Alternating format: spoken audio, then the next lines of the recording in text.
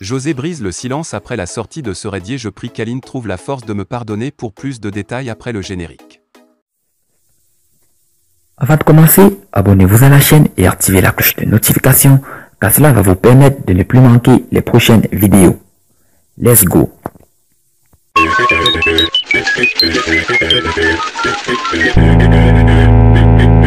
Aline et José, l'épouse légale et la compagne de ce raidier. Je prie qu'Aline trouve un jour la force de me pardonner, a déclaré José, dans une brève déclaration, sur sa page Facebook, ce lundi 27 juin 2022, parlant de la mère des 5 premiers enfants de ce raidier, sans démentir le fait que désormais, elle va faire sa vie avec l'ancien capitaine des éléphants.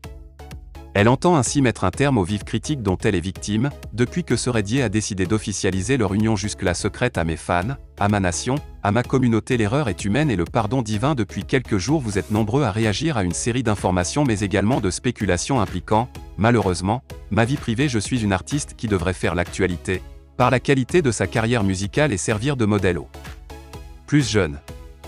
La vérité est que j'ai suivi mon cœur. Je ne suis qu'un être humain. José, Aline et ce raidier, je présente mes sincères excuses et demande humblement pardon à celles et ceux que mes attitudes ont blessés et choqués. Pardon à mes fans, à mes parents, aux membres de ma communauté religieuse ainsi qu'à tous les chrétiens. Je continue d'apprendre de la vie, et je prie qu'Aline trouve un jour la force de me pardonner.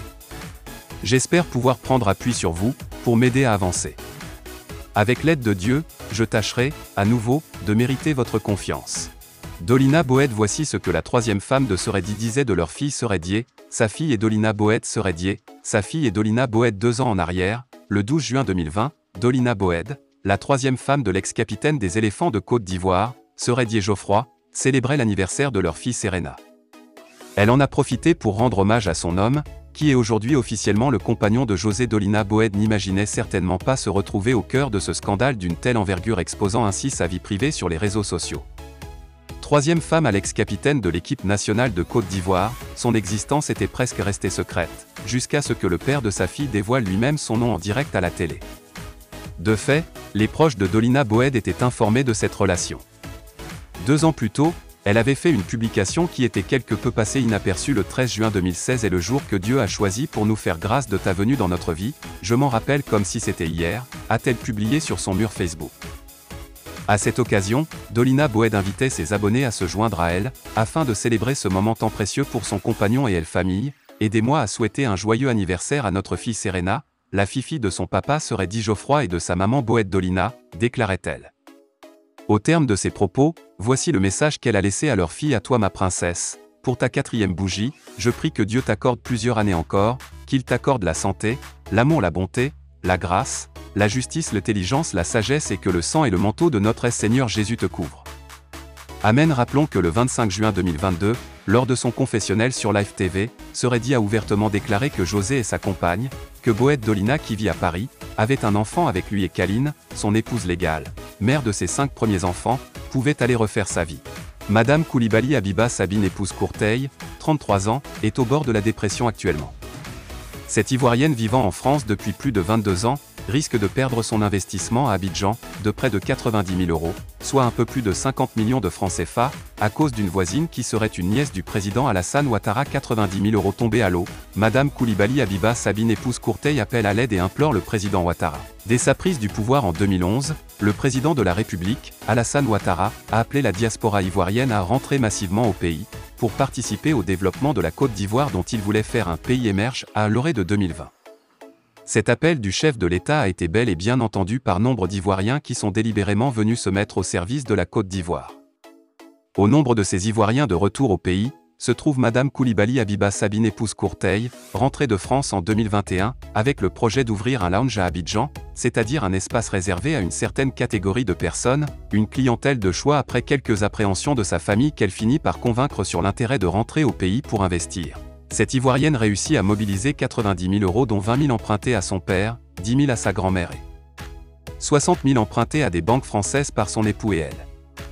Après plusieurs prospections infructueuses sur le terrain en zone 4 et à billetterie dans la commune de Marcory, c'est finalement à Cocody 2 Plateaux, près de la polyclinique des 2 Plateaux, qu'elle trouve une villa dans le but d'ouvrir son lounge. Avant la signature de son contrat de location, Madame Courteil dit avoir fait le tour de quelques riverains qui n'ont manifesté aucune opposition contre son projet dans le quartier.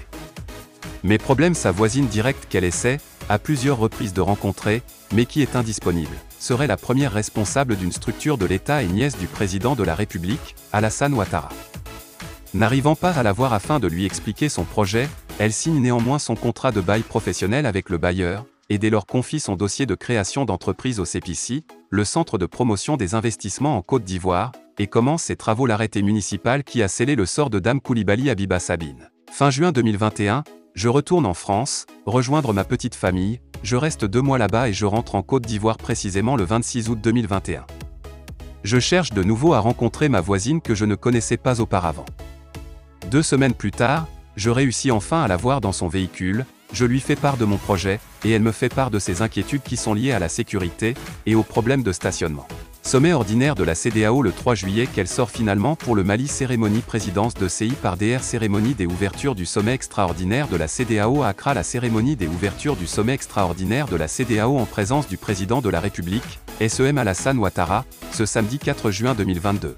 À Accra, la 6e session extraordinaire de la conférence des chefs d'État et de gouvernement sur la situation politique au Burkina Faso, en Guinée et au Mali s'est achevé samedi 4 juin à Accra sans aucune décision contre les juntes qui dirigent ces pays après des coups d'État. La Communauté économique des États de l'Afrique de l'Ouest, CEDEAO, n'a pas émis de communiqué à l'issue des travaux. Cependant, des médias locaux ont fait savoir que les décisions des chefs d'État ne seront connues sur les 3 pays en transition que le 3 juillet prochain lors du sommet ordinaire de l'institution dans la capitale ghanéenne, Accra.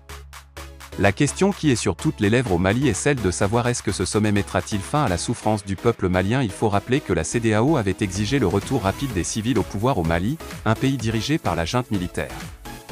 C'est la condition fixée par l'organisation sous-régionale avant toute levée des sanctions imposées. Les autorités maliennes ont annoncé une prorogation de la transition de 24 mois à compter du 26 mars 2022. Cette décision n'a pas reçu l'assentiment de la CEDEAO qui dit néanmoins en avoir pris acte. On peut déjà deviner le principal sujet qui sera à l'ordre du jour du prochain sommet de la CEDEAO prévu le 3 juillet prochain. Lors du prochain sommet de la CEDEAO prévu le 3 juillet, nombreux sont les observateurs qui attendent de voir laquelle de ces positions, à savoir la position de la transition de 24 mois ou la décision de 16 à 18 mois de la CEDEAO prédominera. Ce n'est un secret pour personne que les sanctions des organisations régionales frappent l'économie malienne de plein fouet. À part les salaires des fonctionnaires et quelques dépenses indispensables, la régie du Trésor public ne répond plus. Les opérateurs économiques créanciers de l'État, quant eux, peinent à se faire payer et n'ont que leurs yeux pour pleurer.